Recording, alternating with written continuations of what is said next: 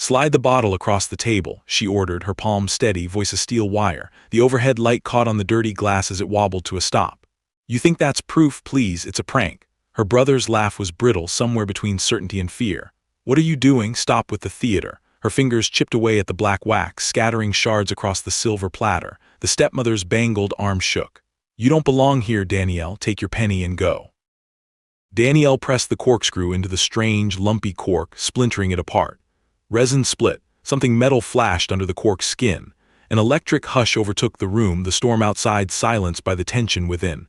"You wanted a spectacle," Danielle's voice cut the air. "Here's your show." The bank director's cough was the only sound as all eyes fixed on her trembling hand, the secret in her grasp. Seconds stretched, suspended on the brink. How had it come to this? Her family gathered, every eye hard, as one ruined bottle rewrote the rules of their world. But before this moment, before she broke the seal, Danielle had stood almost alone, her back pressed to a rain-streaked window, staring down at humiliation's door just beginning to open. Danielle clutched her umbrella as the lawyer's boardroom doors swung open, and cold, angular laughter spilled out, as sharp as the marble beneath her soaked sneakers. Her hands shook, not from the April chill clinging to her thin blazer, but from knowing her fate had already been decided by people who'd called her family. Her checking account flashed in her memory, $54 and some change. She had nothing left but a key fob for an apartment barely bigger than her father's powder room, and a stack of unreturned calls from colleagues pretending not to gossip about her downfall. The polished conference table stretched between Danielle and the remaining members of the Brandt family, as if daring her to cross some invisible fault line. At its head, the senior partner, a granite-faced woman with the calm of a guillotine operator, held court. Next to her, Danielle's stepmother, Veronica, radiated false grief in a black sheath dress draped in gold, her sobs painted on like mascara. Reed lounged beside her, thick wrists drumming on 3 cell phones. The air smelled of old leather and threat. "In accordance with Mr. Brandt's will," announced the partner, "the primary assets, properties, portfolio, art, aircraft, passed to Mrs. Brandt and Mr. Reed Brandt." She paused, savoring the sharp inhale that swept the table. "For Danielle Brandt," she continued, sliding over a brushed silver tray, 1 item of sentimental value and 1 coin. The room sniggered. Meeting Danielle's eyes, the paralegal, fresh-faced, stammering, whispered he was very specific. Upon the tray, a filthy, unlabeled wine bottle encrusted with wax and a copper penny. Danielle did not flinch. Veronica's bracelets chimed as she leaned across the table. "Don't worry, dear, it's not poisoned wine. Though if you do drink it, send a postcard." Reed barked, "Hey, if you want real wine, ask Mom." Danielle picked up the bottle and the coin, holding them with deliberate care. The penny, dated 1982, felt warm against her damp palm. The wine bottle was misshapen, cheap glass and a haphazard cork coated in inky, uneven wax that gleamed like an oil spill. She bit back the urge to ask, why this? Her father, as usual, remained silent, a man who controlled from beyond the grave. As she turned, laughter trailed her out into the elevator. Rain stung her face the whole ride home. Inside her apartment, Danielle set the bottle on her kitchen table. It left a gritty ring on the battered formica. She dropped the coin next to it. Insult and mockery paired just for her. She told herself she would never give them the pleasure of seeing her break. Yet as midnight dragged on, Danielle found herself drawn to the bottle. The cork was strange, too wide, coarse, wax melted on like someone tried to seal a secret inside. Her phone buzzed.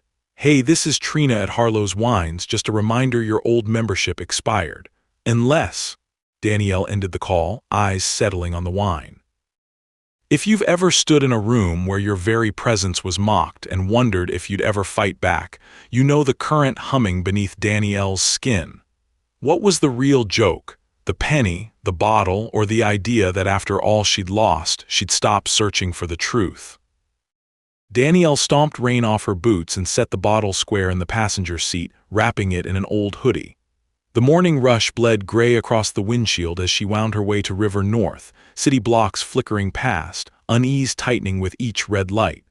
A sour memory surfaced, her father at her college graduation, jaw clenched, whispering, "Sentimentality gets you nowhere, Danielle." He was already tallying what she'd cost him long before she uncovered what sent their relationship spinning into shadow. Parking was impossible. Danielle weaved through traffic, cursing under her breath, shoving the bottle tighter under her arm. She drifted through an alley bursting with dumpsters, then ducked into the dim, climate-controlled alcove of Delacroix's wines. The air was as cool and rigid as its owner. A man with slick-back hair, glasses perched at the very tip of a sharp nose, peered at her offering. "This," he sniffed, "is not wine, this is humiliation in a bottle." His gloved finger tapped the resin seal. Industrial, a supermarket novelty at best. Who would waste wax on swill? Danielle's face burned. "My father," she replied. "Figures." He smirked. "Perhaps you'll want it back, or I can pour it down the drain for you. I'm running a business, not a pawn shop." She snatched the bottle from his hands, refusing the fresh wound he offered. She left, her humiliation compounded, the city's grit now caked on her pride. Back in her apartment, Danielle sat cross-legged on the floor, rain streaking her window. The penny glinted beside her lockpick set, once a parlor trick from her days snooping after Reed's teenage thefts. Her fingers hovered over the coin. Everyone else saw a joke, but Danielle felt the weight of the puzzle. She tipped the bottle upside down, searching inside the punt. Nothing. Then she noticed beneath the lumpy wax a pinprick of silver. She pressed down, nails scraping. Wax splintered off, sending brittle flakes into her lap. The cork was industrial, denser than normal. Danielle fetched her old Swiss Army knife, twisting the corkscrew into the waxy plug. Crack, the resin gave way. She pried the cork free. Not merewood, a hollowed-out chamber inside. Tucked within, something metallic winked. A tiny silver key, stamped with a Swiss cross and a tightly rolled slip of parchment sealed in foil. Her pulse rocketed. She turned the key in her palm, reading the impossible words, "Zurich Private Bank Invicta S37. Danielle unfurled the parchment. There in precise hand, a 10-digit code. She stared at the code, the penny, the label, a cipher only she, the sentimental fool, could see for what it was. Her chest was tight with something like hope. A single phone call later and most of Danielle's remaining funds vanished into a transatlantic flight. The layover at JFK was a blur, $40 for airport coffee and 1,000 doubts gnawing at her. 10 hours later, exhausted and rumpled, she was in Switzerland, land of alpine silence and polite indifference. The Zurich Private Bank was less a building and more a fortress of marble and brushed aluminum. Guards in neat suits watched as Danielle pressed the key into the security slot. She half expected alarms. Instead, the vaulted door slid open, revealing a discreet director in slate-gray, accentless English. "You are Miss Danielle Brandt," she nodded, mouth dry. "There are very specific instructions for you. Please follow me." Every step echoed. In the director's chamber sat another brushed aluminum box atop a crystal-clear desk. "You are required to provide both a physical token and verification code." Danielle set down the penny. It caught the light, familiar and foreign all at once. She recited the code from memory, lips taut. The director inspected both as if handling explosives, then pressed a silent alarm. Another door opened, gears humming. "This way, Miss Brandt. Your father specified only his true heir would reach this point." Inside the vault, beyond glass and velvet shadows, the director retrieved a small, heavy envelope sealed with red wax and her father's old signet. He placed it before her, his voice now barely audible. "I am not at liberty to say what this contains, but you must act quickly. There is a schedule." She tore open the envelope to find yet another puzzle. A certificate for a pink diamond, one of the rarest stones on Earth. But she wasn't alone. A cell phone buzzed behind her. Reed's photo appeared on the vault monitor, angry and red. The director gripped the certificate in gloved hands, warning, "There are people outside who do not wish you well. We have procedures, but your window is narrow. The transfer of the vault and items will revert in 72 hours. Outside, drizzle cast the Zurich streets in glistening silver as Danielle ducked into a taxi. Her phone pinged with a single text. "You have no idea what you're messing with. Come home now, or else." Danielle's hands trembled as she clutched the deposit key and the certificate. Jolted by adrenaline, Danielle called the only person she trusted, a former mentor, Professor Lane, once her urban planning boss, now estranged thanks to the Brant's reach. "Lane, it's Danny, I just found something. No, not money, something bigger. I need legal contacts now. They'll come for me if I mess this up. And Lane, I have 72 hours tops." Lane's voice was tight but clear. "Download signal, new number, I'll send you what you need," she said. "This thing is worth more enemies than you have friends, don't trust anyone." Lane's background unfolded in flashes, her civil suit against a pipeline developer instigated by Danielle's old evidence. The cost, blacklisting that Danielle herself had inadvertently set in motion years ago, redemption and vengeance, an uneasy alliance. Upon her flight home, Danielle snuck through customs with the precious documents secured beneath her jacket, her nerves frayed to breaking. Lane's text awaited on arrival, "Meet at Harper's. Bring nothing but yourself and what you found." At Harper's, a faux retro diner shielded by anonymity, Danielle and Lane slid into a vinyl booth. Rain battered the windows. "Why would your father go to this trouble?" Lane demanded, eyes scanning the certificate. "He never gave anything for free. It's a trap or a test," Danielle replied. Lane nodded, quietly impressed. "A rare pink diamond alone would buy this city. But here's the catch, that certificate. It's tied to an account routed through clean companies and then funneled back to the Brant family. Old money, new tricks, that's laundering on a global scale." Lane jabbed, "They won't let you live if you don't play this exactly as scripted." As they left, a black SUV crawled past the window. Danielle's stomach dropped, a telltale Brant rental plate. Reed and Veronica were in town. By morning, her building's concierge handed her a note. "You're being watched, move quickly." Danielle ducked into a cab as another suit lingered by the curb. Reed wanted what he'd been denied, a code, a signature, a way back into the vault. Lane called, "I have a friend at the state's attorney. If we give them everything, they take the Brants down. But you can't get caught between them and the bank. Meet me in 1 hour." Danielle ran, the city streets closed in. At the next intersection, Veronica herself emerged, masked in shades and luxury scarf. "Danielle," Veronica hissed, "you're in over your head. Give me the code and we'll forget this." Danielle leveled her gaze. "Sure, because you've always been such a forgiving person." Reed's voice crackled over the speakerphone. "We know you were in Zurich. That key is ours by right." Veronica's hand gripped Danielle's wrist with unexpected force.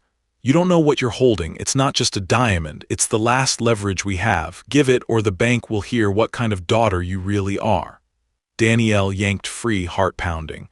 "You remember what he used to say? Sentimentality gets you nowhere. Guess I'm nowhere now." They retreated, but Danielle knew the gauntlet had been thrown. From now until the 72-hour deadline, every step would be watched. Danielle and Lane huddled in Lane's cluttered office surrounded by court files and dying plants. Maps, old letters, and legal pads stacked high. Danielle showed her the code, the penny, the certificate. Lane mapped out the options. "We go public with the documents, force the bank's hand. If the Brants try to claim that diamond, they'll have to explain the money trail. Or we sit tight, let the deadline expire, and you walk away with nothing. What do you want, Danny?" Danielle took a breath. "They taught me to fight dirty, but I'd rather see the truth out. We tell the authorities, I'll face them myself, in person." Lane nodded. "It's your call. You get one shot, let's prepare." Lane coordinated the evidence drop to the attorney's office, created a press leak, and booked a conference room on the 29th floor of the same law firm where all this began. Danielle rehearsed. Bank records, check. Timeline, check. On the appointed day, the city hummed below, storm clouds holding their breath. Danielle adjusted her jacket. The conference room smelled of expensive fear. Veronica, in widow's black, sat next to Reed, whose knuckles paled as he drummed his phone. Senior partners, bank representatives, and a state's attorney lined the far end. Danielle approached the table. Her bottle and penny sat before her, a comedian's prop before a jury. She slid the dusty bottle into the center of the table. Reed sneered. "You traveled across the world for a wine bottle and a joke. Dad must be cackling wherever he is." Danielle's voice came out steady. "This joke was the only honest thing he left in this building. Funny, isn't it? The one thing none of you wanted was the only thing worth anything at all." Veronica's mouth twisted. "You're stalling, you have nothing." Danielle addressed the board. "My father's estate is founded on a lie. The penny is a key. The bottle is the lock, and what's inside?" She chipped at the wax, each flake falling like old scales. The cork broke apart beneath her hands. A flash of silver, the bank deposit key, landed with a clink. Veronica's bracelets rattled. "You don't belong at this table. Take your trinkets and leave." Danielle met her gaze coldly. "You wanted a spectacle. Here's your show." She revealed the parchment, handing the code to the bank director. The director's gloved hand flickered over his tablet. Reed barked. "She stole that. She hacked Dad's files." The director's voice cut through the uproar. "We recognize the key. It grants sole access to box S37. Only the code holder can verify the claim." The state's attorney tapped the table. "Miss Brandt, is there more?" Danielle unrolled the certificate. "This stone, estimated value north of 30 million, was acquired through shell companies, moved through Brandt Properties, laundered subtly for a decade. I have bank statements, transaction codes, and testimony tying it to Mobay Holdings, a front owned by Veronica and Reed." Veronica's laugh was shrill now.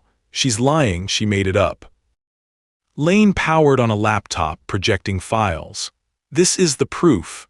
Miss Brandt risked everything to expose it. Tax fraud, money laundering, wire fraud. Your names are all over these records, Mrs. Brandt. Yours too, Reed." Reed lunged across the table. "You're destroying the family." Danielle rose, voice measured. "You destroyed it the day you chose to make me the scapegoat. Today, I'm done being your silent witness." In that instant, the moment from the cold open, Danielle slid the bottle across the table. "You think that's proof? Please, it's a prank." Reed's face contorted, his confidence wilting. "What are you doing? Stop with the theater." Danielle didn't blink as she stripped away the final resin, plucking the metal key from the fractured cork. The silence was total, the ticking of a single clock echoing like a verdict. "You wanted a spectacle," she repeated. "Here's your show." As Lane handed the evidence packet to the attorney, agents emerged at the door. Veronica choked, scrambling for her phone. Reed's chair screeched back, panic replacing bravado. The attorney nodded to the agents. "Mrs. Brandt, Mr. Brandt, you are both under investigation. We advise you to remain seated." Danielle's heart hammered as she faced them, each breath tasting like the ozone before a storm. The state's attorney's tone clipped the air. "Miss Brandt, by exposing this, you've allowed the lawful seizure of tainted assets. The estate now belongs to the people your father wronged and to the true heir." In the shattered silence, Reed looked at Danielle, the weight of his defeat sagging his shoulders. Veronica's mask slipped, replaced by rage and a deep, old fear. Later, Danielle stood as the agents led Veronica and Reed from the room, their golden world dissolving to nothing but cold steel and headlines. Downtown, the media scrum was relentless. Heiress exposes family empire's darkest crime.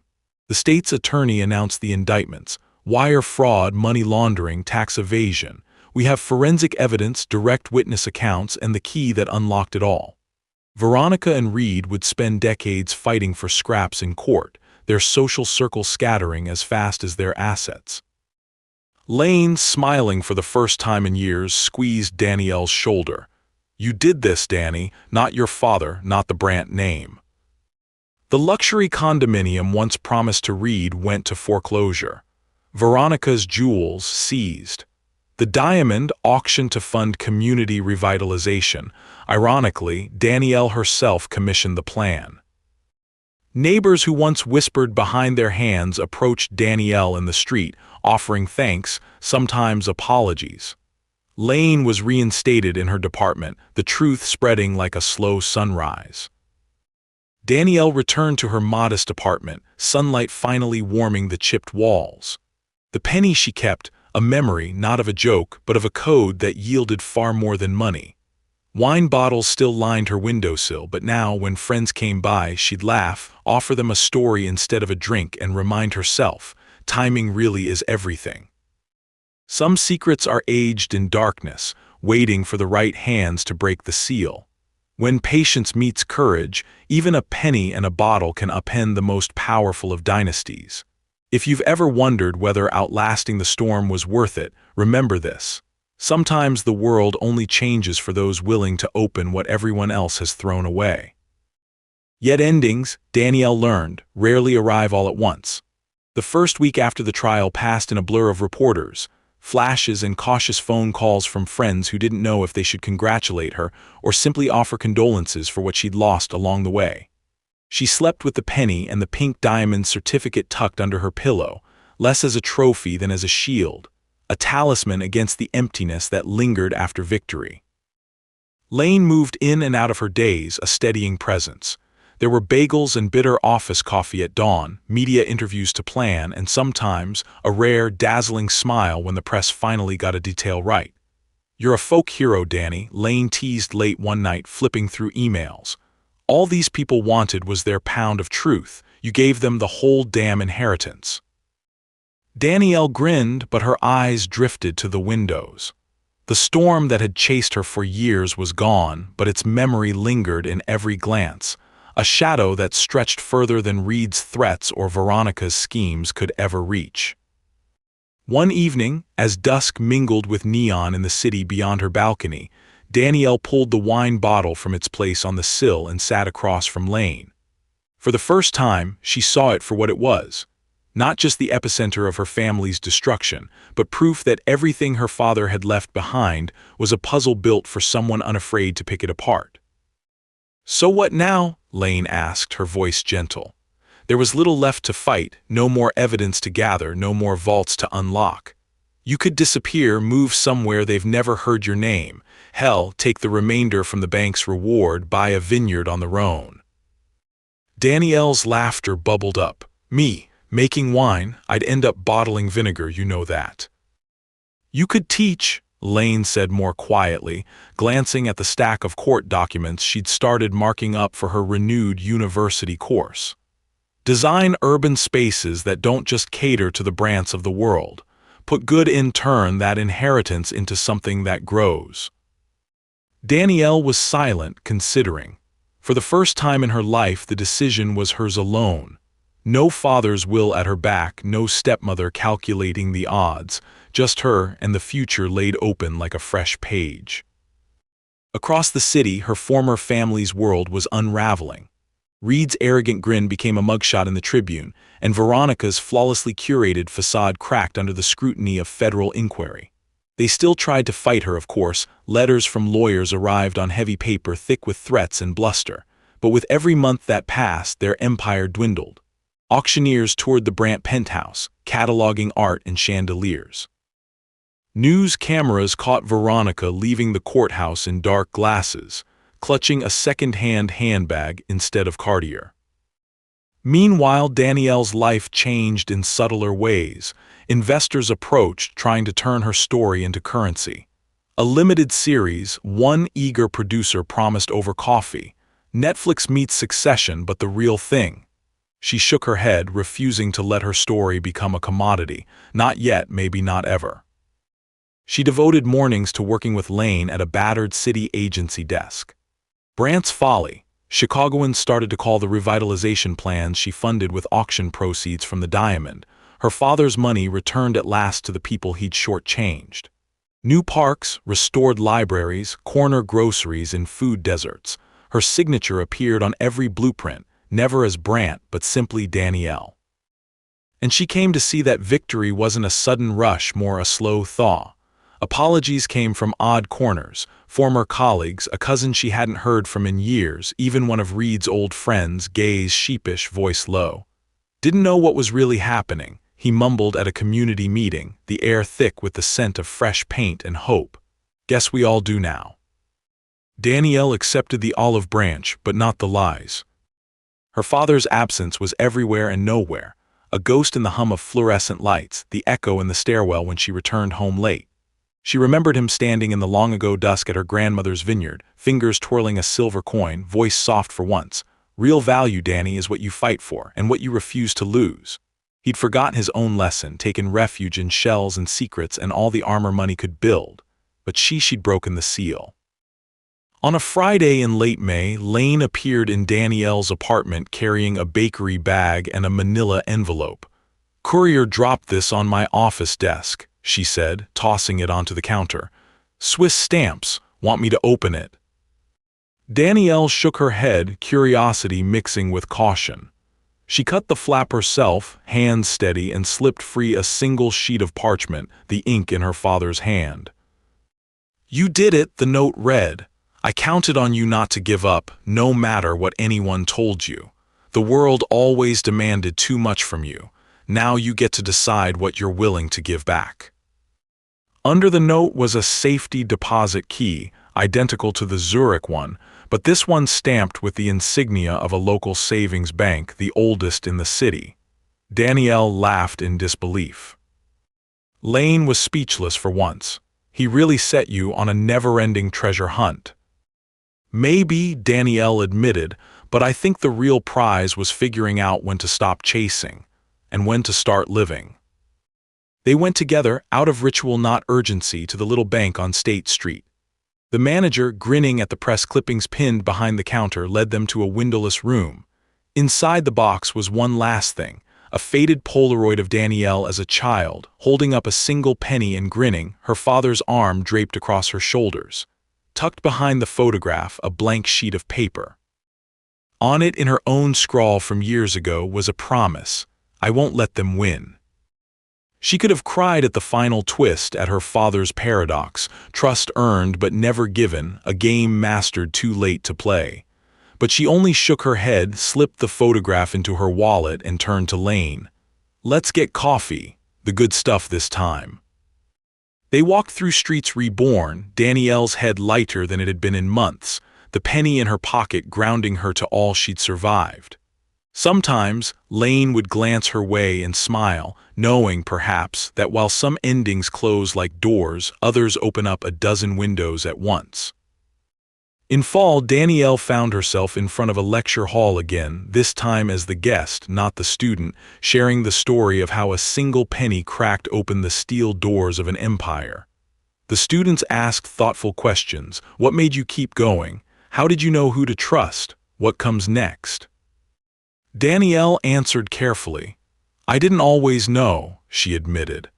"But I learned that sometimes the best inheritance isn't money or property, it's the courage to start over and the wisdom to change what you can." Afterward, she walked the lakefront, wind tangling her hair, and placed the bottle, finally empty, into a city recycling bin. She kept the penny always, a warm piece of history pressed against her palm. A talisman not against misfortune, but against forgetting who she really was. Some nights when the sky was bruised with the threat of rain, Danielle could almost hear her father's voice, dry as gravel, "Timing is everything." And she would smile, a private grace, knowing the truth at last. Timing was only part of it. The rest was the will to open what others hid away and to speak up, even when the cost was everything you thought you loved. Chicago's skyline glowed in the distance. Danielle's story was not one of salvage, but creation, of building from pain and puzzle, something no dynasty could ever touch. And when, years later, a new secret arrived, an unmarked envelope slipped under her door, a whisper from another broken estate, she felt no tremor of fear, only a thrill of anticipation. She would open it or not, she would decide. After all, she belonged at the table now, by right and by battle. Her name wasn't just Brant, it was Danielle, woman who broke the seal, rewriter of endings, builder of beginnings. And somewhere the city rested easier, knowing its secrets were finally in the hands of someone strong enough and kind enough to see them through to the truth. Lane caught up to her as she lingered at the corner, waiting for the walk sign to blink. "Big plans tonight?" the older woman asked, half teasing. Danielle shook her head, smiling. No embassies, no secret vaults. She jingled the penny in her pocket, its copper warmth a comfort. Just dinner with a friend, maybe even dessert. "Careful," Lane said. "You're starting to sound like someone who thinks she deserves some peace." Danielle laughed. "Maybe I finally do." They walked together under the city lights, past clusters of summer roses blooming in neglected parkways, the air clean after rain. At the cafe, Lane ordered cake for them both. Danielle raised her fork, pausing. "You remember the first advice you gave me at the firm?" she asked. "Be twice as smart and 3 times as stubborn as any man who tries to stop you." "I stand by it," Lane replied, eyes bright. "Worked out," Danielle said. "I just never knew it'd take me all the way here." A beat passed. "You know, there's talk of a new advisory panel for the city, a watchdog for big redevelopment projects. They want someone who knows what happens when power goes unchecked. You'd be perfect for it." Danielle set down her fork, appetite stilled by possibility. "Do you think they'd actually listen?" Lane's voice softened. "They will now you taught them how." Outside, faint sirens echoed down the boulevard, urgent, then gone. Danielle studied Lane, then glanced up at the cloud-torn sky, the city's towers blurring into the blue of early night. "Maybe I will," she said softly. "Maybe it's time to turn all these endings into a beginning." Lane grinned. "That's the trick, isn't it? Using what you've survived to shape what's next." They ate in comfortable silence, 2 women who'd wrested a measure of justice from the bones of an empire. When it was time to go, Danielle lingered a moment at the window. Across the street, strangers hurried home, unaware of the woman in their midst who'd rewritten her own story. At her apartment door, Danielle held the penny in her palm, feeling again its promise of puzzles, of closed rooms, of quiet hope.